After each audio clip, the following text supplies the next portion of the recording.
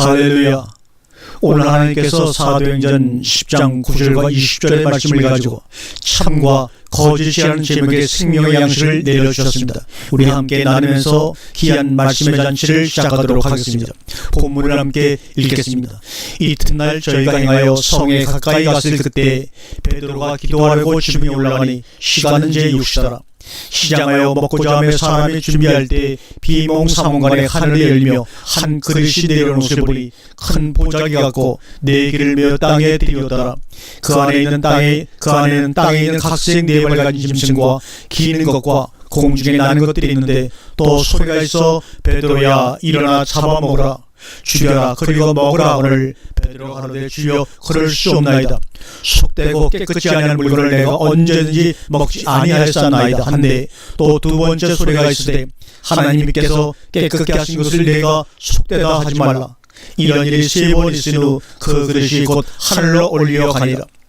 베드로가 본뭐 한 쌍이 무슨 뜻인지 속으로 의심하더니 마치 고넬료에 보낸 사람들이 시몬의 집을 찾아 문 밖에 서서 불러 묻되 베드로라는 시몬이 여기 오고 하느냐 하거늘 베드로가 그 한 쌍에 대해 생각할 때 성령께서 절대로 말씀하시되 두 사람이 너를 찾으니 일어나 내려가 의심치 말고 함께 가라. 내가 저희를 보내었느니라 하시니. 우리 동양 사상에서 유교적 최고의 덕목은 참을 인자입니다. 마음은 심자에 칼도자가 있는 그러한 모습의 인입니다. 그래서 자기를 절제할 줄 알고 자기를 극복할 줄 아는 것을 최고의 덕목으로 삼습니다. 그래서 인의 사상에 의해서 시집을 간 며느리는 벙어리 3년, 기벙어리 3년, 봉사 3년이 되라는 말도 있습니다. 또는 속이 상할 때마다 인자를 하나씩 빼서 항아리에 넣어라. 이런 것들이 당시 시집을 보내는 어머니가 딸에게 가르쳤던 덕목의 내용들이었습니다. 지금도 그런 가정이 없는 것은 아닙니다. 또한 오늘날 불교에서는 빈 공입니다. 공이라고 하는 것은 자아가 없는 자아를 망각한 자아가 큰 덕목이다 이 말입니다. 그래서 해탈이라든가 열반의 경지라든지 이런 어떤 상황에서든지 자기 의식이 없는 타력의 상태가 되는 것을 덕목이라고 주장하면서 공을 주장합니다. 그러나 우리 기독교에서는 인도 아니요 공도 아닌 사랑을 최고의 덕목으로 칩니다. 그래서 동양 사상과 우리 기독교의 덕목을 비교해보면 동양의 유교적 덕목은 자기를 자제하고 극복하는 부정하는 소극적 덕목이라면 우리 기독교의 덕목은 적극적인 덕목이라고 볼 수가 있습니다. 자기를 자제하고 자기를 극복할 뿐만 아니라 적극적으로 남을 사랑해야 된다라고 하는 겁니다. 그런 입장에서 불교가 말하는 덕목은 중간 단계라고 볼 수가 있습니다. 물론 자비의 이야기를 많이 합니다만 이 자비라고 하는 것도 자기적 입장에서 베푸는 자비는 자비라고 말을 하지 않습니다. 즉 자아가 없는 상황 속에서의 자비를 던지는 것을 시주라고 그들은 말합니다. 그래서 시주의 형태가 쌀한데 만 떠주는 것이 아니라 가장 귀한 자기 자신을 살신하는 것을 가장 큰 시주라고 그들은 말합니다. 즉 자기 자신을 드리는 것입니다. 드리라 그런 얘기입니다. 그러나 그것의 전제가 되어야 할 것은 바로 공이다 그런 얘기입니다. 그런 입장에서 보면 기독교나 불교가 서로 상통하면서도 사상의 본질과 근간 즉 그 근원이 무엇인가 하는 것을 잘 보여주고 있는 얘기입니다. 그래서 우리 동양 사상은 정의 사상입니다. 그러나 기독교 사상은 동의 사상입니다. 무엇을 하는 겁니다.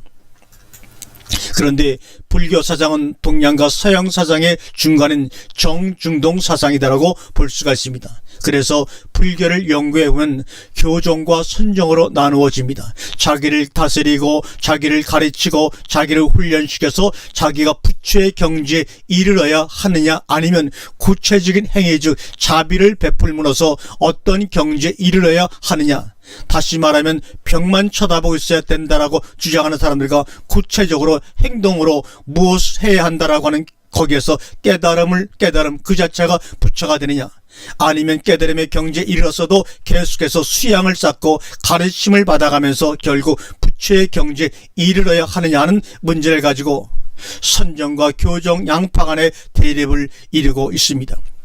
제가 왜 이런 넋두리를 늘어놓는가 하면 우리가 그런 것들을 하나의 목표로 생각하지만 구체적인 삶 속에 들어가서 행위로 나타내고자 할 때 우리의 기준을 어디에다가 설정하고 말하고 행동을 하느냐 하는 겁니다. 우리는 기독교인으로서 성경이라고 하는 테스트를 기준으로 삼고 거기에 우리 행위의 기준을 정해놓고 있습니다. 그러면 성경에서 말하고 있는 것이 과연 우리가 하고 있는 행위와 부합된 것이냐 하는 겁니다. 그렇지 못한 경우가 너무나도 많습니다. 성경은 가급적이면 장가를 가지 말라고 했는데 저도 장가를 가버리고 말았습니다. 그래서 아이가 아들들의 딸 하나입니다. 그러면 장가를 안 가는 것이 성경적이냐 하는 겁니다. 속에서는 장가가고 싶어 죽겠는데 성경은 장가가지 말아라. 마누라가 예뻐 죽겠는데 성경 없는 자같이 살아라. 그러니까 대답을 해놓고는 고민이 돼가지고 괴로워합니다. 성경은 부모, 처자, 형제, 본토, 친척을 다 버리지 아니하면, 그리고 자기를 부인하지 아니하면 내 제자가 될 수 없다고 분명히 선언하고 있습니다.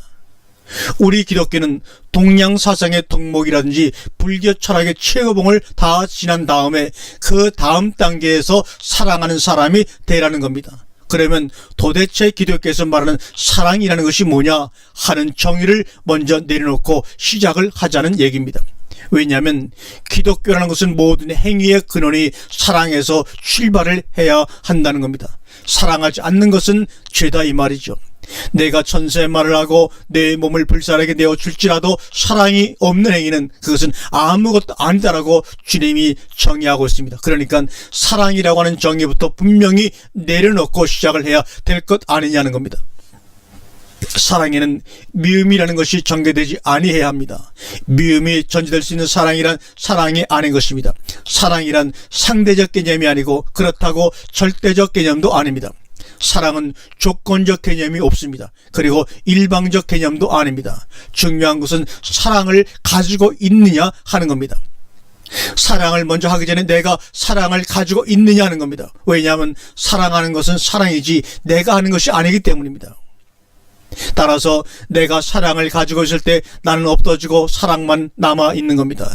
내가 움직이는 것은 사랑이 움직이는 것이고 사랑이 역사하는 것이 내가 사랑을 이용하거나 활용하는 것은 아니라는 것입니다. 나는 수동적인 지체의 역할을 받기는 안 되고 다만 나는 사랑이라는 그 존재에 의해서 움직일 수밖에 없는 피동적 피조물 존재라는 겁니다. 그래서 나는 사랑을 아니할 수가 없다는 겁니다. I love you가 아니라는 얘기입니다. 사랑해서는 안 되는데도 사랑할 수밖에 없는 겁니다. 왜요? 내가 하는 것이 아니라 내 속에 사랑이라는 존재가 하는 일이기 때문입니다. 그러나 오랜 이제까지 사랑해야 된다라는 것을 의무나 법으로 알고 있었습니다. 그런데도 사랑이 되지 않는다는 겁니다. 여러분, 진정 사랑합니까? 사랑을 가지고 있습니까? 사랑을 가지고 있는 사람은 사랑을 하는 문제에 있어서 신경을 쓸 필요가 없습니다. 돈을 가지고 있는 사람이 돈을 쓸 것에 대해서 걱정할 필요가 없는 것처럼 자기가 쓰고 싶을 때 쓰는 겁니다. 문제는 자기가 그 돈을 가지고 있느냐 하는 겁니다. 사랑을 하고 싶어도 내가 사랑이 없으면 사랑할 수가 없는 겁니다. 그래서 사랑한다는 것은 좋아한다는 말과 같지 않습니다. 좋아한다는 것은 기호성입니다. 조건적이고 상대적이라는 얘기입니다. 이제 막장가를 간 사람이 마누라가 있는데도 어떻게 없는 것 같이 살 수 있느냐는 것은 그 마누라를 사랑하되 내가 사랑하는 것이 아니라 내 속에 있는 사랑으로 사랑하면 나는 마누라가 없는 자같이 살 수 있다는 겁니다. 왜요? 내가 조건적으로 상대적으로 기호적으로 사랑하지 않기 때문입니다. 만약에 하나님이 세상을 상대적 개념이나 조건적 개념이나 혹은 윤리적 개념으로 생각을 하셨다면 하나님은 세상을 사랑해서도 안 되고 사랑할 수도 없습니다. 무량배 같은 이 세상을 어떻게 하나님이 사랑할 수가 있습니까? 탕자의 아버지가 조건적 상대적 개념으로 탕자를 생각했다면 돌아올 탕자를 기대하지도 않고 배신에 대한 아픔을 끌어안고 합병이 나서 아마 죽었을 것입니다. 우리는 자기가 없는 사랑을 소유하지 못했고 그래서 하지 못했고 그래서 우리는 구원을 받았다고 함부로 말할 수 없는 겁니다. 왜냐? 우리가 지금 하고 있는 조건적 상대적인 사랑은 일반인들도 얼마든지 하고 있는 사랑입니다. 원수이기 때문에 내가 사랑할 수 없다고 생각한다면 그것은 적어도 성경에서 말하는 사랑은 아닙니다. 오늘 본문은 그런 의미에서 대사도 베드로의 고정관념을 깨뜨리시기 위한 하나님의 가르침이라는 겁니다. 속되다, 더럽다, 나쁘다라고 하는 생각을 어떻게 갖게 되었느냐 하는 겁니다. 네 발 가진 짐승, 땅에 계는 짐승들이 속되고 더럽다는 생각을 누가 주었느냐는 겁니다. 불교인이기 때문에 미운 겁니까? 믿지 않는 사람이기 때문에 상대할 수 없는 겁니까? 이방인이니까 나의 상대를 해서는 안 되는 겁니까? 그들이 속되고 더럽다는 생각, 나쁘다는 생각을 누가 주었느냐는 겁니다. 그것은 지식이고 선악입니다. 저것은 악하고 저것은 선하다는 선악입니다. 우리의 문제는 그 지식을 가지고 신앙생활할 뿐만 아니라 그 지식을 가지고 세상을 산다는 것입니다. 그래서 형무소에 있는 사람들은 볼 것도 없이 나쁜 사람인 것입니다. 정말 그렇습니까? 정말 그럴까요? 여러분, 제도적 부정과 불법이라는 것이 얼마나 완벽하고 무서운지 아십니까? 소위 국가 안보내 정치 안정인의 집권자들에 대한 신뢰도 회복이 나는 미명을 앞세워 온갖 부정과 불법을 자행하고 있습니다. 어디까지가 진실인지 알 수가 없습니다. 저는 전부 다 거짓말 같아 보입니다. 국민을 우롱하는데 그렇게 완벽하고 근사하게 정보를 조정해가면서 우롱을 합니다. 이 시대는 불의가 정당화되는 시대가 되어버리고 말았습니다. 문제는 그런 것들이 정당화되는 것은 모두가 다 그 불의에 공감을 하기 때문이라는 겁니다. 우리가 지금 무엇이 속되고 무엇이 깨끗하다고 하는 것은 누군가 위해서 교육을 받은 결과입니다. 지금에 와서 좀 혼란스러운 것은 순전하고 진실한 것이 미련한 것이냐는 하는 겁니다. 그리고 사기꾼은 지혜롭고 출중한 사람이냐 하는 겁니다. 분별이 정말로 안 될 때가 많아요. 우리나라 기업인들 가운데 사기성 안 가진 사람이 있습니까? 그 사람들은 다른 사람들보다 지혜롭고 엑설런트한 사람입니까? 아니면 고등 사기꾼이 성공을 한 것입니까? 오늘 본문 가운데 하나님이 깨끗하신 것을 내가 왜 더럽다라고 하느냐? 그러지 말아라 그 말입니다. 하나님의 순수한 것이 뭐냐 하는 겁니다. 마태복음 15장 19절 이하를 보면 예수님께서 제자들이 손을 씻지 않고 음식을 먹는 것을 바리새인들이 시비를 거자 거기에 대한 언급을 하시면서 하신 말씀입니다. 입으로 들어가는 것은 사람을 더럽게 하는 것이 아무것도 없단다. 입에서 나오는 그것이 그 사람을 더럽게 하는데 그 나오는 것들은 어디서 나오는가 하면 마음에서 입을 통해 나오는 것인데 그것은 결국 누가 가르친 내용들이라는 겁니다. 계시록 21장 마지막 절을 보면 천국에 들어가지 못하는 것들이 나옵니다. 예수 안 믿는 사람이 천국에 못 들어간다는 소리가 없습니다. 강도가 천국에 못 들어간다는 소리가 없습니다. 사기꾼은 절대로 천국에 못 들어간다는 얘기도 없습니다. 누가 천국에 못 들어가느냐? 이 계시록 21장 27절에 분명히 무엇이든지 속된 것이나 가증한 일 또는 거짓말하는 자는 결코 그리로 들어오지 못하되 오직 어린 양의 생명책에 기록된 자들 뿐이라 말합니다. 세상에 있는 것은 둘 중에 하나입니다. 사물이냐 인물이냐는 겁니다. 세상의 모든 문제는 민사 문제 즉 사람과 사건의 문제입니다. 무엇이 못 들어갑니까? 앞에서 예수님이 말씀하신 대로 가증한 것, 살인, 음란, 도적질, 해방, 거짓 증거하는 것은 못 들어갑니다. 그 다음에 무슨 짓을 하고 있는 사람이 나오는데 두 가지가 나오죠. 하나는 가증한 일을 하고 있는 자, 또 하나는 거짓을 하고 있는 자. 거짓말이 아니라 거짓을 하고 있다는 데 주목하세요. 이상 것은 어째서 자기의 부정의 문제가 이제 나오느냐 그 말입니다. 왜 내가 구원받아야 되고 왜 내가 십자가가 필요하고 왜 내가 십자가 구속의 은총이 필요하냐 하는 겁니다. 왜 내가 죄인이냐 하는 겁니다. 우리는 죄를 자백할 줄을 모릅니다. 아니 목사님 그게 도대체 무슨 소리 하십니까? 제가 얼마나 죄를 자백했는데요. 수련회 가서도 쪽지에다가 제목을 써서 태우기도 하고 써서 입에다 넣고 씹어먹기도 했는데요. 그것은 죄를 인정하는 것이지 자백하는 것은 아닙니다. 당신들이 가지고 있는 죄가 무엇인지 곰곰이 생각해봐. 그래서 끄집어서 만들어낸 것이 내가 스스로 죄를 자백한 것은 아닙니다. 여러분 호몰로게오 시인이라는 단어를 여러분들은 잘 알고 있습니다. 이 말은 한 존재 속에 둘이 있는데 둘이 함께 말하는 것을 말할 때 시인합니다. 호몰로게오라고 합니다. 즉 예수 그리스도를 시인하는 것도 내 속에 그리스도와 내가 동시에 말하는 것이고 내 죄를 자백하는 것도 내 속의 죄와 내가 동시에 말하는 것입니다. 그렇게 여러분들 했습니까? 사도 바울이 로마 7장에서 말하는 것 아무튼 사도 바울 자신의 고백과 아울러 사도 바울 자신 속에 있는 죄와 함께 말하고 있는 것입니다. 우리는 인정은 했지만 자백은 하지 않았습니다. 호몰로교 하지 않았다 그 말입니다. 형무소가에 가서 감방인 죄수들을 하나하나 다 불러다 물어보면 대답을 다 합니다. 아, 내가 사람을 죽였습니다. 아, 내가 항도짓을 했습니다. 그러나 내가 그런 것은 이러이러한 조건과 이유 때문에 하게 된 것입니다. 자기의 부정이 뭡니까? 나는 죄인으로소이다. 나를 불쌍히 여기소서. 그런 것을 보면 오늘날 교인들은 너무나 고급스러운 죄인들입니다. 당당한 죄인이고 떳떳한 죄인입니다. 죄인입니다는 말은 나는 죄를 가지고 있는 사람이라는 얘기입니다. 오늘날 기독교인들은 전부 가르쳐서 만든 인공교인들입니다. 세상에서 잘 살고 있는 어느 날 늦다없이 마누라 따라서 교회를 갔더니 그만 죄인이라는 겁니다. 아, 그때부터 내가 죄인이구나. 가르침을 받은 죄인입니다. 무엇이 죄인 줄 모릅니다. 빨간 신호등인데 사람들이 다 가는 겁니다. 그래서 나도 따라간 겁니다. 뭐가 잘못됐습니까? 이런 말이죠. 우리는 순진해서 손해보자는 겁니다. 진실함으로 오해를 좀 받자는 겁니다. 미련함으로 천대를 받자는 겁니다. 왜요? 악에는 어린아이가 되라고 했으니까. 어린아이의 특징이 뭡니까? 순진하다고요? 아닙니다. 어리석고 미련하다. 뭘 알지 못합니다.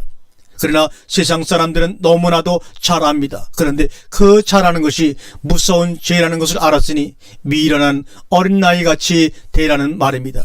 하나님은 세상에 오시는 것이 아니라 우리 자신 속에 오십니다. 왜 우리 자신 속에 오시는지 아십니까? 하나님이 우리 자신 속에 오셔서 자신을 통해서 우리를 알게 하시는 겁니다. 자신이 죄인임을 발견되어지기 시작하면 그것은 바로 하나님이 나에게 오셔서 역사하심의 결과라고 보시면 맞습니다. 하나님이 오셔서 사울에게 계시해 주시지 않았다면 로마서 7장에 철저한 사도 바울의 속마음을 알 수가 없습니다. 그것이 바로 은혜입니다. 내게 무엇인가를 알게 해주시는 것. 가장 무서운 것이 뭐냐면 죄가 내 속에 있으면서 그 죄와 내가 합작하고 합의하고 서로가 인정해 준다는 것입니다. 하나님은 우리 속에 오셔서 우리의 죄됨과 당신의 의됨을 확실히 구분지어 주시는데 죄인은 우리 속에서 우리를 정당화시켜 줍니다. 지금 우리 기독교를 지배하고 있는 윤리가 무엇인가 하면 상황윤리라는 겁니다. 주일날 참석할 수 없는 부득이한 상황이 있었던 겁니다. 11절을 열 수 없었던 부득이한 상황이 있었던 겁니다. 그것을 교회가 인정합니다. 그것이 바로 상황윤리라는 겁니다. 베드로가 주님 앞에서 나는 절대로 주님을 떠나지 않겠고 죽는 데까지도 같이 가겠습니다. 그러던 그가 계집종 앞에서 나는 그를 절대로 알지 못한다고 부인합니다. 이것이 바로 상황윤리입니다.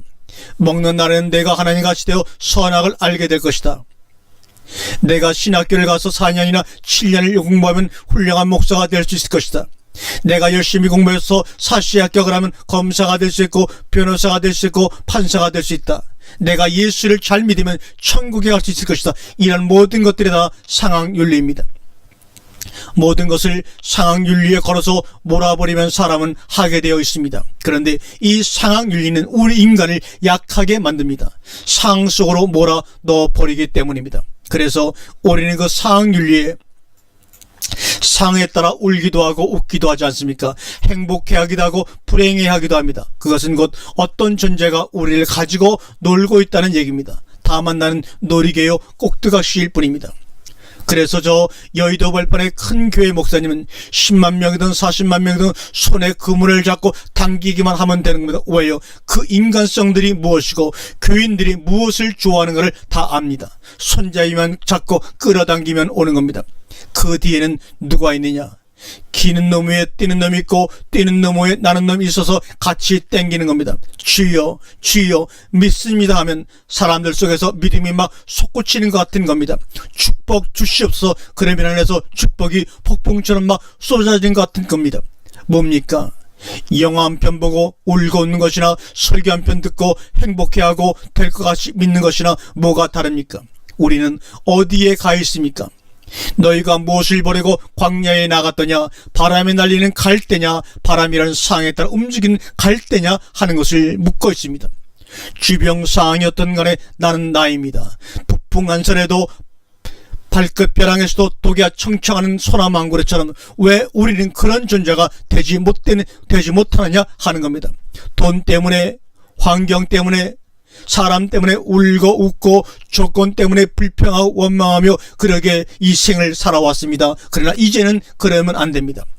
거짓 것을 찾아내고 고발하고 진실을 진실로 인정하자는 겁니다.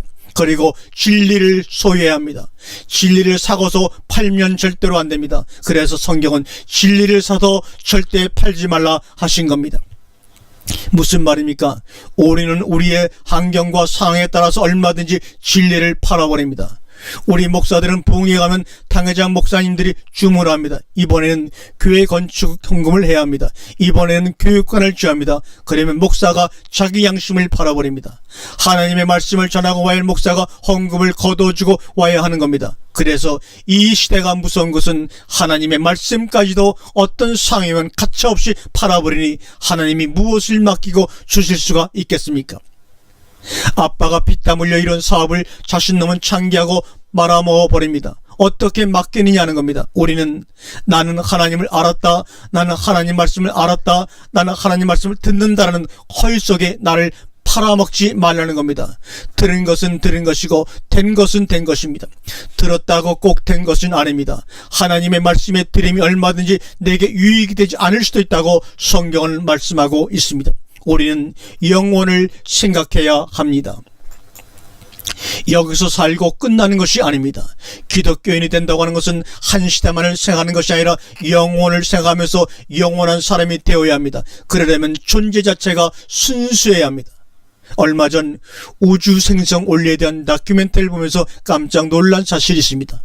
우주는 조그마한 티끌이 어떤 이유 때문에 폭발하기 시작해가지고 지금까지 계속해서 팽창을 하고 있다는 겁니다. 최근에 과학자가 발명한 것은 검은 빛, 어두움, 성경에서 말하는 흑암이라고 하는 존재가 있다는 겁니다. 이 존재를 발견하면서 이것에 의해서 우주는 다시 수축될 수도 있다는 겁니다. 언제일지는 모르지만 팽창했기 때문에 수축이 가능하다는 것입니다. 그 수축의 주체가 검은 빛이라는 겁니다. 그것을 발견했다고 텔레비전에 나온 것을 봤습니다. 너무너무 충격적이었습니다.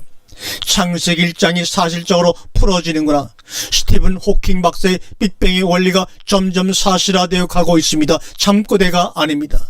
지금까지 기독교가 팽창이었습니다. 그러나 이제는 알갱이만 모으는 수축의 시대, 추수의 시대입니다. 성경의 원리와 우주의 원리와 사람의 원리는 다를 바 없이 하나입니다. 중요한 것은 우리의 의식 속에서 참과 거짓이라는 분별력조차도 없어져 가고 있다는 겁니다. 무엇이 참이고 무엇이 거짓이라는 의식이 있는 한 나는 두 쪽입니다. 그리고 나는 두 쪽 사람 중에 어떤 사람이 될 수 있다는 겁니다. 참의 사람이 될 수도 있고 거짓의 사람이 될 수도 있다는 얘기입니다. 그것은 참도 아니고 거짓도 아닙니다. 그것은 양쪽에서 다 인정을 안 해줍니다. 가늠한 여인의 유죄의식도 문제가 있고 바리새인들의 무죄의식도 문제가 있습니다. 주님처럼 죄에 대한 의식 자체가 없어야 합니다. 왜 여자를 데려다 놓고 돌로 쳐 죽여야 합니까? 용서를 해줘야 합니까? 부터 따지느냐 그 말입니다. 나면서부터 소경된 자를 보고 왜 누구 죄 때문이냐고 해야 되느냐 하는 겁니다. 우리는 왜 거기서부터 시작을 해야 하느냐 겁니다. 하나님이 깨끗하신 것을 더럽다고 말고 더럽게 만들지 말아라. 하나님의 가르침을 받으리라. 왜 하나님이 성생노릇까지 해야 되느냐 하는 겁니다. 이 땅에 참 성생이 없기 때문입니다. 거짓 성생뿐이니까 우리 좀 고민을 좀 합시다. 말부터 앞세우지 말고 자신부터 살피는, 내가 무엇을 할 수 있는가가 중요한 것이 아니라 내가 무엇인가 더 중요합니다. 어떤 나가 어떤 말을 할 것인가를 오늘 시간에 함께 고민해보는 귀한 시간 되기를 주님의 이름으로 축원합니다. 아멘.